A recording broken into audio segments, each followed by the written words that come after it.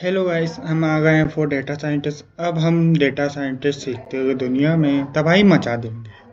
सबसे ज़रूरी बात, हमको पाइथन ऑलरेडी आना चाहिए। अगर पाइथन नहीं आती तो सबसे पहले पाइथन की लिस्ट देखिए, सब कुछ देखिए। मतलब पाइथन में क्या होता है, डेटा हैंडलिंग, ऊप्स। अगर आपको ऊप्स तो ऑप्शनल हो सकता है। फिर इसके बाद इस लिस्ट पे आइए और देखिए नमपाई। नमपाई बहुत ज़रूरी लाइब्रेरी है फॉर पाइथन। पाइथन के लिए बहुत ज़रूरी चीज़ है। तो अब हम शुरू करते हैं। तो हम शुरू करते हैं ब्रीफ हिस्ट्री ऑफ नमपाई। नमपाई की हम हिस्ट्री जानेंगे। नमपाई की जन्म तिथि, जन्म जन्म कैसे हुआ, तिथि जानेंगे, उसके ऐसा वैसा ETC। ठीक है।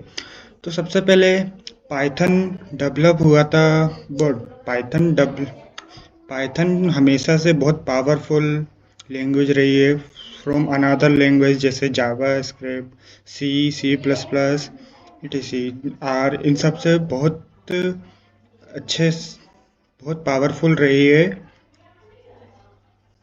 Python language. ओके।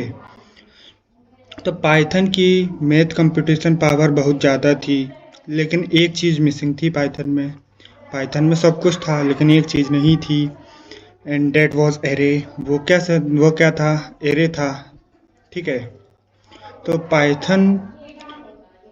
पाइथन में कुछ इनबिल्ट डेटा स्ट्रक्चर होते हैं, जैसे कि लिस्ट, डिक्शनरी, टपल। बट यहाँ पाइथन में कोई एरे नहीं है। ऑफ कोर्स नहीं है ना एरे। हाँ। तो इसको सोल्व करने के लिए 1995 में जिम हेंगुइन आए थे। तो उन्होंने न्यूमेरिक लाइब्रेरी क्रिएट की थी। क्या क्रिएट किया था? एक न्यूमेरिक लाइब्रेरी क्रिएट की थी। This library provide the array support. वो लाइब्रेरी क्या सपोर्ट करती थी? एरे को सपोर्ट करती थी। लेकिन प्रॉब्लम क्या थी? परफॉर्मेंस सही नहीं थी उसकी। और उन्होंने न्यूमेरिक लाइब्रेरी क्रिएट किया था और उनका नाम क्या था? जिम हिंगुइन। सपोर्ट नहीं थी, परफॉर्मेंस अच्छी नहीं थी। ठीक है। अब इसको सॉल्व करने के इन द अर्ली 2000 में अनादर लाइब्रेरी, एक अलग दूसरी लाइब्रेरी आई। वो डेवलप हुई थी STSCI से, स्पेस टेलीस्कोप साइंटिस्ट इंस्टीट्यूट से, और इसका नाम था नमेरे। पहले कौन सी आई थी? अब कौन सी आई? अब दूसरी लाइब्रेरी आई नमेरे। इन्होंने क्या किया कि जो एरे कमज़ोर था उसको इंक्रीज करा। मतलब एरे कमज़ोर मीन्स मतलब सपोर्टेंस थी, उसको ज़्यादा इंक्रीज किया। बट कंपेटेबल नहीं थी न मेरे के साथ। वो न मेरे जितना कंपेटेबल नहीं था। तो एक और फेलियर, यहाँ पर एक और फेलियर देखा आफ्टर डेट। इसके बाद इन 2005 में फिर आए एक बहुत बड़े होशियार भाई साहब। देखो मैं उनकी फ़ोटो दिखाता हूँ आपके। Travis Oliphant. ओके। तो देखो, ये द टेढ़े, बहुत बुरा मत मानना, ये बहुत होशियार लड़का है, आदमी है। इसने बहुत भयंकर कमाल की खोज की है। तो ये ट्रेविस ओलिफेंट नाम है इसका। इसमें प्रोफेसर था और साइंटिस्ट था कॉलेज में। इसने क्या किया? बहुत दिमाग लगा के करने लगा काम। इसने न्यूमरिक और ना मेरे, ये दो लाइब्रेरीज आई थी उससे पहले जो फेलियर हुई हैं, उनको मर्ज कर दिया, मिला दिया। तो इसका नाम क्या पड़ गया? नमपाई। तो ऐसे इसकी हिस्ट्री थी, ऐसे आई थी। ये नमपाई का नाम ऐसे पड़ा, ऐसे लाइब्रेरी आई थी पूरी। ओके। तो इसमें भी लिखा हुआ है, जैसे ये नमपाई इज रिटन इन सी। हाँ, एक बहुत, कोई ज़्यादातर बताता नहीं है लेकिन मैं बता देता हूँ।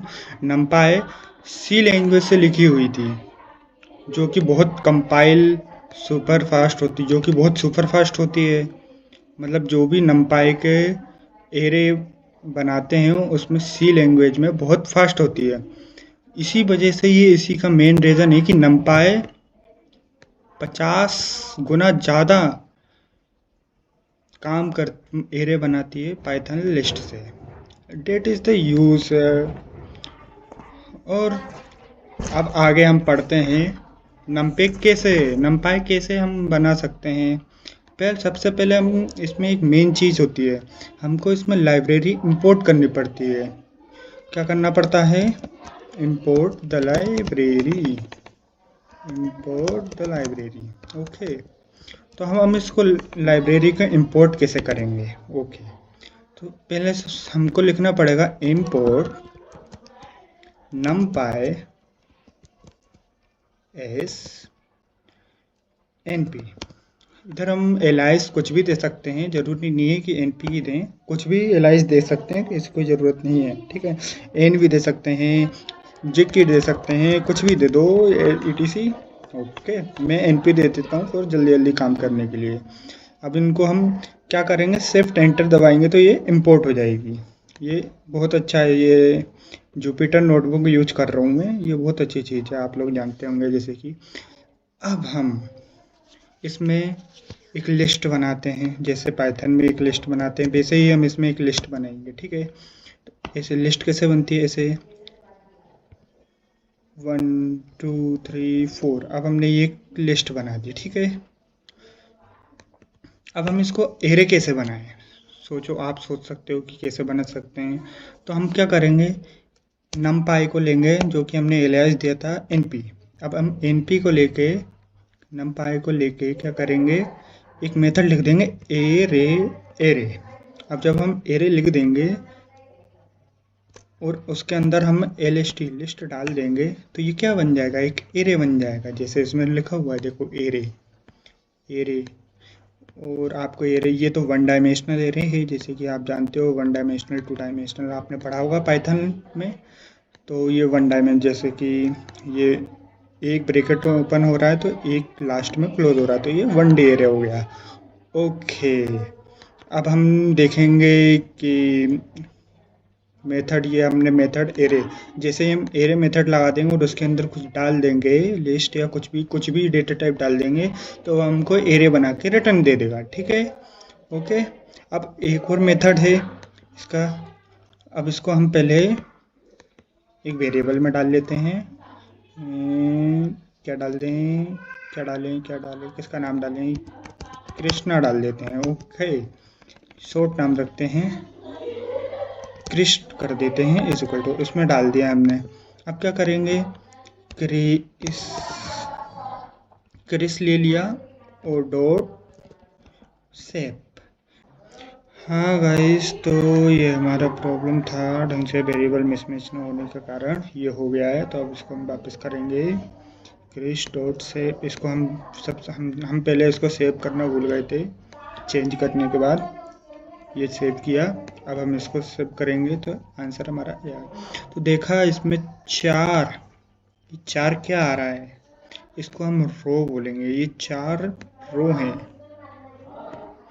और कॉलम इसमें में से, क्योंकि ये वन डी डायमेंशनल है तो उसमें कॉलम कहाँ ही होगा, रो ही रो होंगी, तो इसलिए ये वन डी डायमेंशनल हो चुका है। तो एरे ऐसा काम, ये बहुत महत्वपूर्ण मेथड है, सेप मेथड बहुत महत्वपूर्ण है।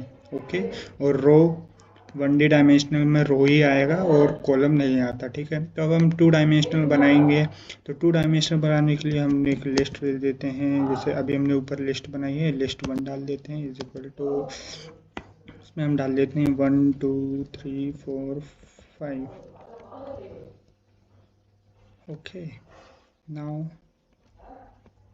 हम लिस्ट 2 बनाते हैं, लिस्ट 2 1 2 3 4 5। हम कुछ भी ले सकते हैं, ज़रूरी नहीं है कि एक सेम एलिमेंट्स लेना है, कुछ भी ले सकते हैं। मैं तो जल्दी जल्दी करने के लिए ऐसा कर रहा हूँ। ठीक है, लिस्ट 3 नाम का वेरिएबल बनाया, उसमें हमने असाइन किया 1 2 4, कुछ भी कर दो, जल्दी जल्दी कर देते हैं। अब क्या करेंगे, अब हम इसको np लेंगे, एक एरे मेथड चला देंगे, एरे, उसके अंदर अपन ये डाल देंगे लिस्ट 1। ओके, lst है, lst 1 lst टू LST 3। तो हमने ये तीनों कंबाइन करके अब हम इसको क्या बना देंगे 2D एरे। तो देखिए इसका रिजल्ट क्या आता है।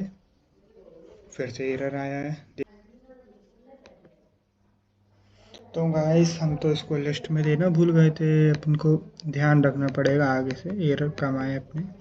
तो उसके लिए हम स्क्वायर ब्रैकेट लगा देंगे। तो ये ऑब्वियसली ये मल्टी डायमेंशनल एरे क्या कर रहा है, एक लिस्ट बना रहा है, लेकिन हमें मल्टी डायमेंशनल एरे बनाना है तो हम एक लिस्ट के अंदर हम देंगे हम उसको, तो ये 2 डायमेंशनल एरे बन जाएगा। तो अब देखिए क्या आता है इसका, देखिए तो इसका रिजल्ट एरे 2 डायमेंशनल बन चुका है। ये 2 से शुरू होता है ब्रैकेट, 2 से एंड हो रहा है, एंड ब्रैकेट 2 हो रहा है। तो अब इसको हम एक वेरिएबल में सेव कर लेते हैं।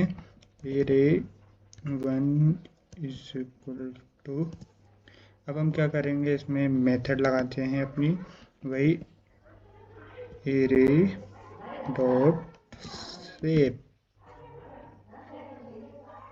देखो एरे नहीं, एरे 1, ओके एरे 1, ओके हमने वेरिएबल में स्विच हुआ है शायद, इसको सेव करना भूल गए थे, अब आएगा अपना आंसर। तो देखिए इधर 3 रोज 5 कॉलम्स, देखो इसमें भी ऐसे ही है।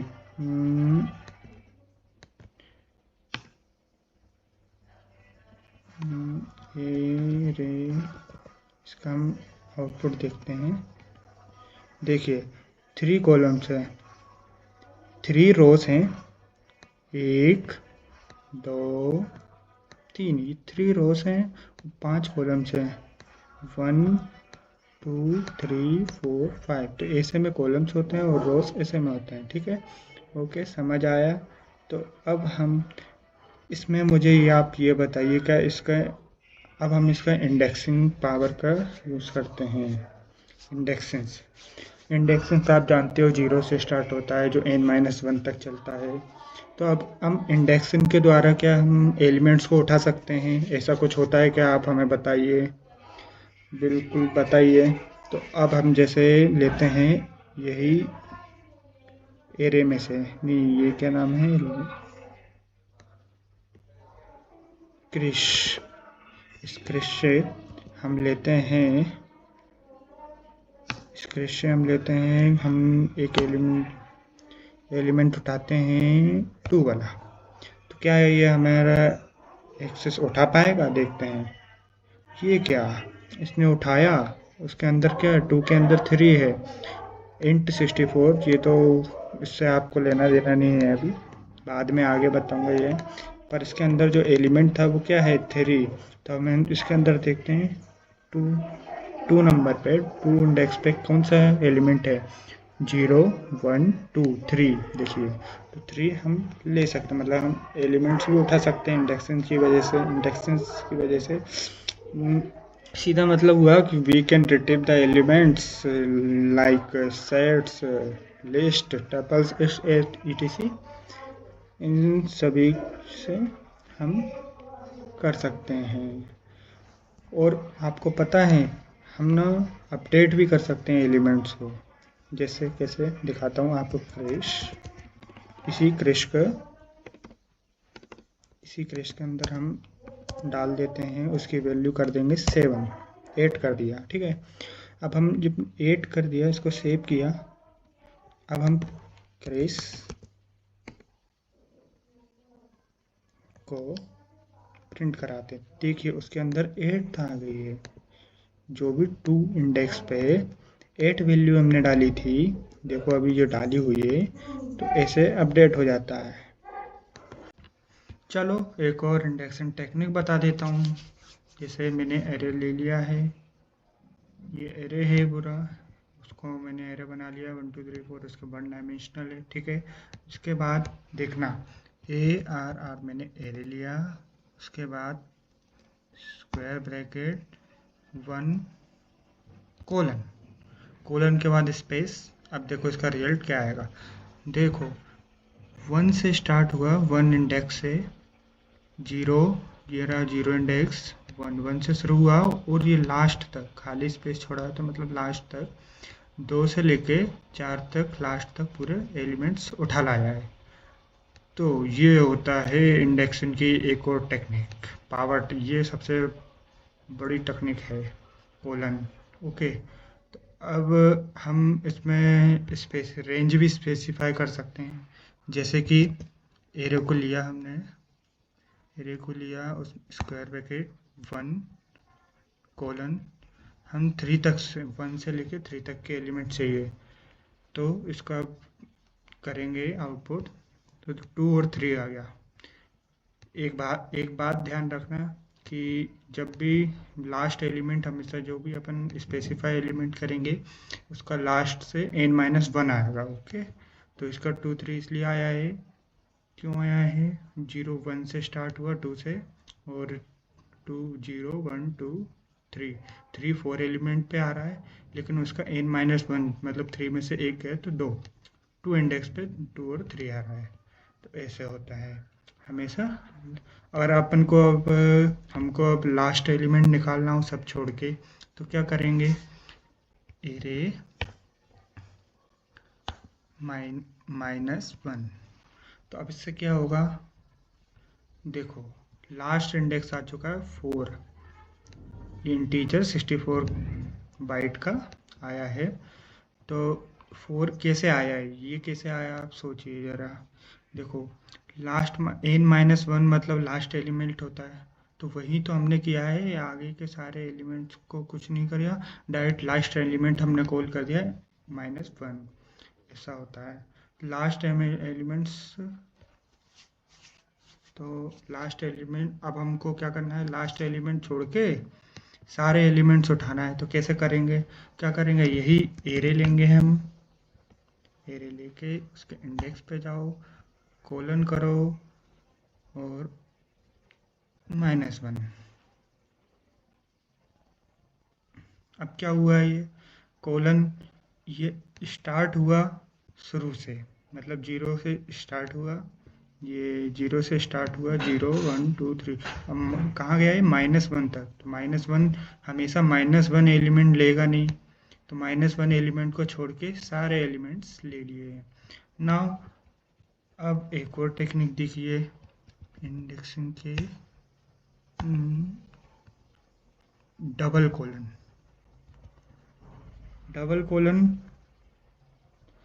डबल कोलन कुछ नहीं करती, सिंपल फॉर्मूला है इसका, कुछ नहीं करती, सारे एलिमेंट दे देती है। 0 से स्टार्ट हुआ, लास्ट एलिमेंट तक गया, तो ये डबल कोलन एलिमेंट का हुआ। तो अब एक और चीज़ देखना, ये चीज़ बहुत मस्त है, जैसे एरे डबल कोलन -1। अब सोचिए इसका रिजल्ट क्या आ सकता है। तो इसका रिजल्ट आया है, देखना ऑटोमेटिक रिवर्स हो चुका है ये। जैसे कि फोर लूप लगाते तो हमको तो कितना कोड लिखना पड़ता है, ये डायरेक्ट नमपाई में यही एक एरे का वो सबसे अच्छा फ़ायदा है कि डायरेक्ट हम कर सकते हैं इसे इंडेक्सिंग के द्वारा। इंडेक्सिंग के द्वारा हम रिवर्स भी कर सकते हैं। तो यही था इंडेक्सिंग, हमारा इंडेक्सिंग टेक्निक।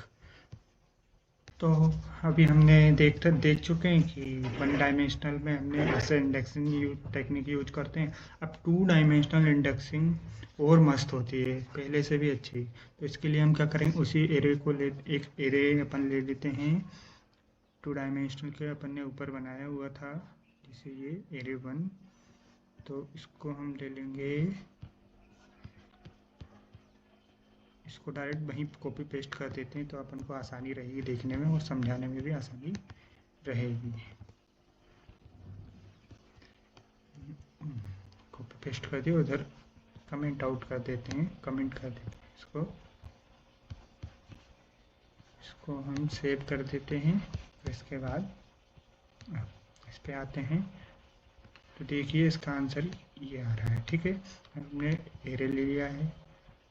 अब क्या करें हम, अब हमको निकाल, जैसे देखो एक एरे, ये एरे 1 ले लेते हैं अपन।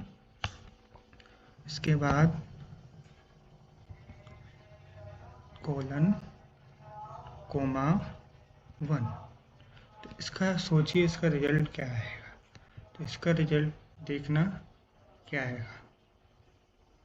ये 2 2 3, ये 2 2 3 क्यों आया है आप खुद सोचिए। पहले तो वीडियो पॉज करके एक बार ज़रूर सोचना ये 2 2 3 ही क्यों आया है। ऑफ कोर्स अब देखिए हमने इधर खाली स्पेस छोड़ा है मतलब रो के लिए, तो रो सारे सिलेक्ट हुए हैं इसमें हमारे। देखो एक चीज़ बता देता हूँ मैं आप लोगों को। ठीक है, देखिए ये हमारी रो है, ये सारी हमारी रो हैं। ये 0, ये 1, ये 2, ये 0 1 2 हमारे रो हैं। और इधर 1 0, ये 0 से स्टार्ट होते हैं आपको पता ही है। 0 1 2 3 4, ये 4 इंडेक्स, ये पूरे अपना इंडेक्स है, इधर से शुरू होता है। तो अब हमको क्या करना है, इसको हाइड कर देते हैं ना। अब ये 2 2 3 क्यों आया है सोचिए। जब हमने 0 सारी रो ले लिए हैं इधर से, जैसे ये 0 1 2 ये सारी रो हमने ले ली हैं। अब क्या हुआ 1, हमने कॉलम कौन सा लिया है 1 कॉलम, तो इधर ऊपर से आप गिनेंगे 0 1। तो अब क्या हुआ सारी रो अपन ने ली थी और कॉलम 1 लिया था, तो 1 कॉलम ये है और सारी रो ये हैं। तो 1 कॉलम की सारी रो आ जाएंगी अपनी। तो क्या है 2 2 3, तो यही अपना आंसर है 2 2 3। ओके, अब जैसे हमको इसमें से लेना हो 3 4 और 4 6, तो इसके लिए हम क्या करेंगे, बहुत सिंपल है। 3 4 और 4 6 के लिए हम क्या करेंगे, कुछ नहीं करना हमको। कैसे उठाएंगे, हम इसको उठाएंगे रे 1 को ले लेंगे, फिर हम जाएंगे 1 रो से जाएंगे, क्योंकि 0 और 1 हमें कहाँ से उठाना है 1 रो से। 1 रो हमको क्या लेना था 3 4 लेना है, जो 1 रो से स्टार्ट हो रहा था, तो हम 1 ले लेंगे। इसके बाद कोमा, फिर 1 3। ओके, अब इसका आंसर क्या आएगा। तो देखिए हमने ले लिया है 2 3 3 4। सोचिए कैसे लिया है, तो याद रखो 1 से हमने स्टार्ट किया, मतलब ये सारी रो 1 से स्टार्ट हुई, 0 1 मतलब यहाँ से स्टार्ट हुई है और लास्ट तक, कोमा के बाद हमने स्पेस छोड़ा है, लास्ट तक सारी रो आ जाएंगी। फिर इसके बाद 1 से 0 1, तो मतलब यहाँ से स्टार्ट किया हमने और फिर इसके बाद हमने स्पेसिफाई किया 3 तक, फिर 0 1 2 3, तो 3 का काउंट नहीं होगा तो इधर का आएगा। तो इसमें से हमने 2 3 और 3 4 ऐसे ले लिया है। ठीक है, अब हमको ये 4 5 और 6 6 उठाना हो, तो हम इसके लिए क्या करेंगे, इसके लिए भी हमको कुछ नहीं करना पड़ेगा, वही इंडेक्सिंग टेक्निक लगानी पड़ेगी। ये बहुत काम की चीज़ें हैं जो अपन को आनी चाहिए हमेशा। फिर कोलन कोमा 3 कोलन। तब देखो हमारा 4 5 और 6 6 आ चुका है। कैसे आया, हमने क्या किया 1 लिया, मतलब 0 रो कितना लिए 1 इंडेक्स से लिया है, तो 0 1 1 इंडेक्स से अपन ने ये ले लिया है। उसमें इधर हमने उसके कॉलम के साइड में कुछ भी नहीं लिखा, मतलब सारी रो आ गई, इतनी इतनी रोज सारी आ चुकी हैं। अब कॉलम की बारी आई, तो कॉलम में 3 लिए, तो 0 1 2 3, तो 3 इधर से लिया हमने और सारी लेनी है अपन को, तो हमने स्पेस छोड़ दिया। तो इसके लिए अब हमने यहाँ से लिया था 1 से और कोलन यहाँ से, तो ये 4 5 और 6 6 आ चुके हैं।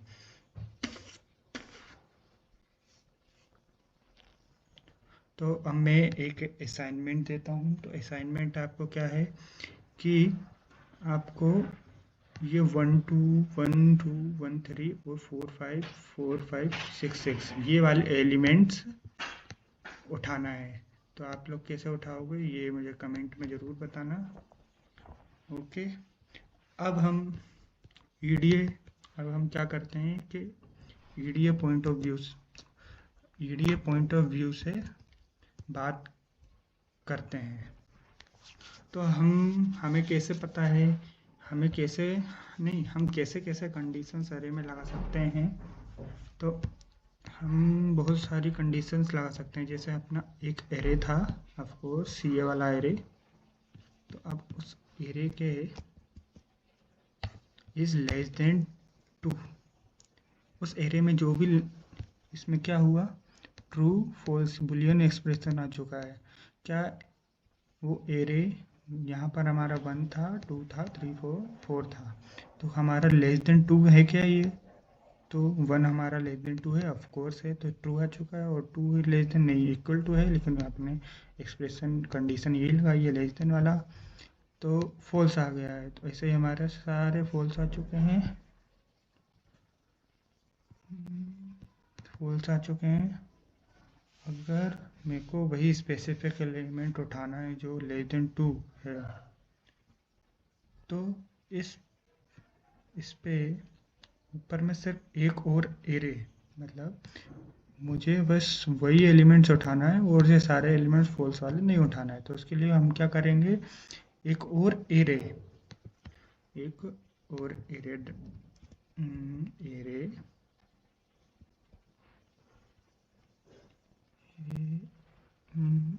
स्क्वायर ब्रैकेट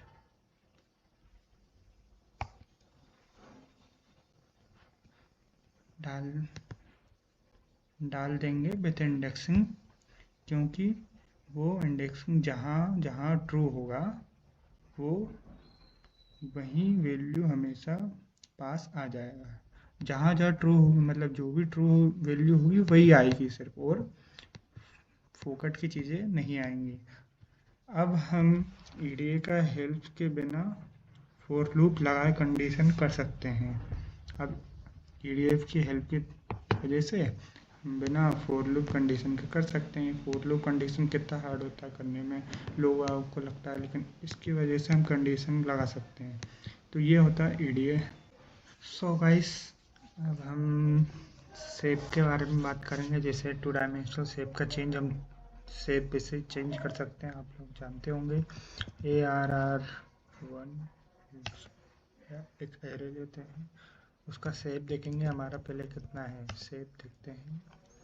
तो शेप हमारा है 3x5, हमारा 2 डायमेंशनल का 3x3, 3 रो 5 कॉलम्स है। अब हम इसको रीशेप कर सकते हैं? तो हाँ बिल तो इसका जवाब है हाँ, रीशेप हम कर सकते हैं। तो इसके लिए हम क्या करना पड़ेगा, एरे 1 डॉट, हमको एक मेथड लिखनी पड़ेगी रीशेप फंक्शन लिखना पड़ेगा, और उसके अंदर पैरामीटर पास करने पड़ेंगे। किस टाइप का करना है, 5 3, तो 5 3 कर देंगे। तो क्या हो गया, हमारा से रीशेप हो गया। पहले हमारा क्या था, 3 रोज थे, 5 कॉलम थे। अब क्या हो गया, 5 रो से 3 कॉलम हो गया, तो हमारा रीशेप हो चुका है।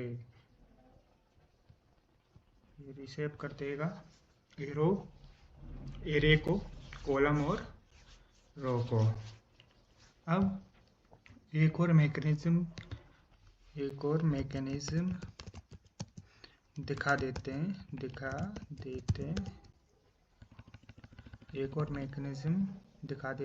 To create an array. एक और मैकेनिज्म दिखा देते हैं, तो कैसे होगा वो, सुनो। तो उसके लिए हमें क्या करना पड़ेगा, np डॉट arrang, ये मेथड लगानी पड़ेगी। ये क्या करता है, 3 पैरामीटर्स लेता है, 1 स्टार्ट, सेकंड पैरामीटर लेता है एंड, और थर्ड पैरामीटर लेता है स्टेप साइज। तो हमको स्टेप साइज मतलब बताना है कि 1 कितने स्टेप्स में उसको गुजरना है। जैसे एक स्टेप जंप करना है, 2 स्टेप जंप करना है, तो ऐसे करना रहेगा। तो स्टेप साइज बढ़ा दिए हमने, 1 लिख दिए। तो इसका अपना रिजल्ट क्या आएगा, तो देखो, आउट ऑफ 10 0 0 वो 1 से चला, हमने स्टार्ट 1 से किया और 9 तक चला, क्योंकि 10 को इंक्लूड नहीं किया और हर एक स्टेप से किया है। ठीक है, क्या हम इसको रीसेप भी कर सकते हैं? चलो पहले, लेकिन हम इसको 2 से भी कर सकते हैं, 2 जंप भी करा सकते हैं। तो हमारा आंसर क्या आएगा, देखो, 1 से स्टार्ट किया, 2 जंप किया तो 3 आया, और 2 जंप किया तो 5, फिर 5 के बाद 6 7, 2 जंप किया, 7 के बाद 8 9, 10 इंक्लूड नहीं हुआ। ओके, अब नाउ हम इसको रीसेप भी कर सकते हैं। जैसे np डॉट, हम डायरेक्ट वही रीसेप कर देते हैं, डॉट रीसेप 2, 5, 2 रो और 5 कॉलम में हम इसको रीसेप कर देते हैं। जैसे हमने रीसेप दबाया, क्या आया, np डोंट रेंज रीसेप 2, 5, 2 डायमेंशनल का क्या है, can not रीसेप arrow size 5 into 2/5। Okay, एक मिनट हमने गलत कर दिया, इसको 1 कर देते हैं। तो देखो, ये मल्टी डायमेंशनल हो चुका है। 1 3 5 7 9 हमने रीसेप कर दिया है। ठीक है, अब हम इसको 20 तक ले जाते हैं। अब हम इसको 2 कर देते हैं, 5 2 10, हम कर सकते हैं 10 इंटू 2 भी कर सकते हैं। तो देखो, ये मल्टी डायमेंशनल हो चुका है, हमने इसको मल्टी डायमेंशनल रीसेप कर चुके हैं। ठीक है,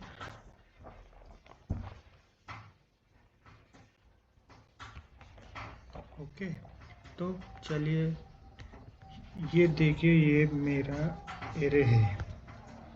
तो एरे में कौन कौन से ऑपरेशन, हम कौन कौन से, ये हमारा एरे है। अब इसमें हम कौन कौन से ऑपरेशंस कर सकते हैं, तो जैसे ARR इंटू एरे, ये ऑपरेशन कर सकते हैं। क्या हुआ, ये खुद से डिवाइड हो गए, अपने नंबर खुद से डिवाइड। जैसे 1 का 1 ही रह गया, 2 का 4 हो गया, 3 3 या 9, 4 6 4 4 16। ओके, और क्या कर सकते हैं हम, मल्टी डायमेंशनल का भी कर सकते हैं, ARR1 इंटू ARR1। तो ये क्या हुआ, खुद से ही मल्टीप्लाई हो चुके हैं। ओके, चलिए हम एक और इनबिल्ट फंक्शन देखते हैं, जैसे हम बोलते हैं np डॉट वंस। ये कुछ नहीं करता है, ये बहुत सिंपल सा काम कर देता है। ये कुछ भी नहीं करता है, ये एरे रिटर्न करता है विथ फील्ड वंस, मतलब एक उसके अंदर एक भरा आ जाता है, बस एरे रिटर्न कर देता है। हमको उसको शेप देना पड़ेगा, हम शेप देते हैं 5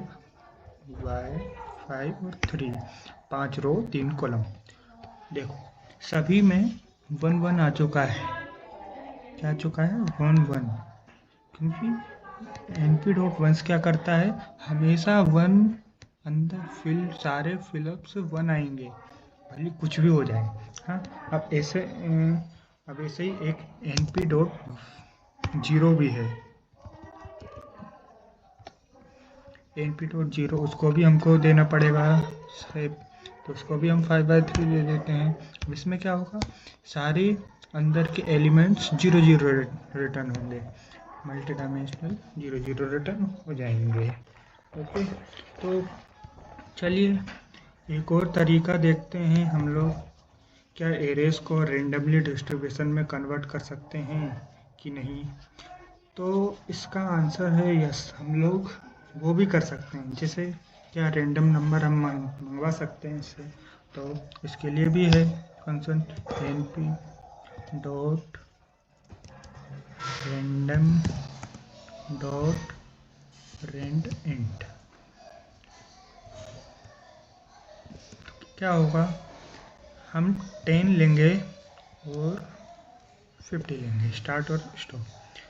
अब इसमें से हम बार बार इनिशियलाइज करेंगे, तो उसमें से हमें बीच 10 और 50 के बीच में से एक रैंडम नंबर दे देंगे। देखो बोलिए, बार बार रिएशनाइज कर रहे हैं। 16 आया, अब की बार ये आया,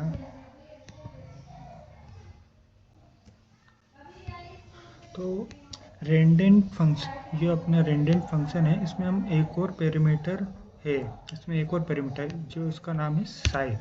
हम उसको साइज भी दे सकते हैं, जैसे 4।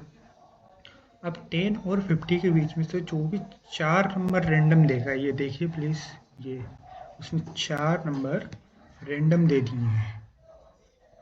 अब हम उसको रीसेट भी कर सकते हैं। 4 रैंडम्स नंबर्स हैं, तो इसको हम रीसेट कर देते हैं। रीसेट टू दो कॉलम से कर देते हैं। तो देखिए, 2 कॉलम और 2 रो से हमने रीसेट कर दिया है। तो ऐसे बहुत सारे एडवांस फंक्शन है numpy में, जिसको आप लोग एफिशिएंटली यूज़ कर सकते हैं। आप उनको यूज़ करके बहुत अच्छे तरीके से बना सकते हैं, मतलब इनिशलाइज कर सकते हैं। अरे आई होप आप लोगों को ये वीडियो अच्छा लगा। अरे के बारे में हमने बहुत अच्छा डिस्कशन किया है। मेक श्योर करिएगा, सब्सक्राइब करिएगा, शेयर करिएगा, सारा का सारा वीडियो सबके लिए। And yeah I see you in the next video. And next video में हम बताएंगे सारे मेथड्स के बारे में numpy के। Thank you guys.